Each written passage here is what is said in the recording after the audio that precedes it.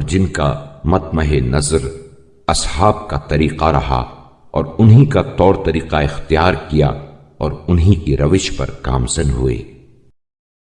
ان کی بصیرت میں کبھی شبے کا گزر نہیں ہوا کہ انہیں راہ حق سے منحرف کرتا،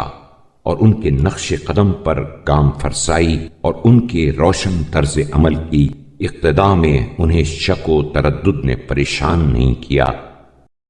وہ اصحاب نبی کے معاون و دستگیر اور دین میں ان کے پیروکار اور سیرت و اخلاق میں ان سے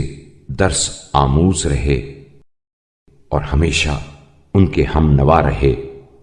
اور ان کے پہنچائے ہوئے احکام میں ان پر کوئی الزام نہ دھرا۔ بار الہا ان تابعین پر آج سے لے کر روز قیامت تک درود و رحمت بھیج، اور ان کے ازواج و آل و اولاد اور ان میں سے جو تیرے فرما بردار و مطیع ہیں ان پر ایسی رحمت جس کے ذریعے تو انہیں معصیت سے بچائے، جنت کے گلزاروں میں فراخی و وسعت دے، شیطان کے مکر سے محفوظ رکھے، اور جس کار خیر میں تجھ سے مدد چاہیں ان کی مدد کر، اور شب و روز کے حوادث سے سوائے کسی نوید خیر کے ان کی نگہداشت کر، اور اس بات پر انہیں آمادہ کرے کہ وہ تجھ سے حسن امید کا عقیدہ وابستہ رکھیں اور تیرے ہاں کی نعمتوں کی خواہش کریں، اور بندوں کے ہاتھوں میں فراخی نعمت کو دیکھ کر تجھ پر بے انصافی کا الزام نہ دھریں، تاکہ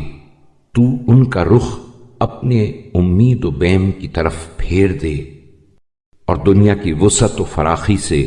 انہیں بے تعلق کر دے، اور عمل آخرت اور موت کے بعد کی منزل کا ساز و برگ مہیا کرنا ان کی نگاہوں میں خوش آئند بنا دے، اور روحوں کے جسموں سے جدا ہونے کے دن ہر کرب و اندوہ جو ان پر وارد ہو آسان کر دے، اور فتنہ و آزمائش سے پیدا ہونے والے خطرات اور جہنم کی شدت اور اس میں ہمیشہ پڑے رہنے سے نجات دے، اور انہیں جائے امن کی طرف جو پرہیزگاروں کی آسائش گاہ ہے منتقل کر دے۔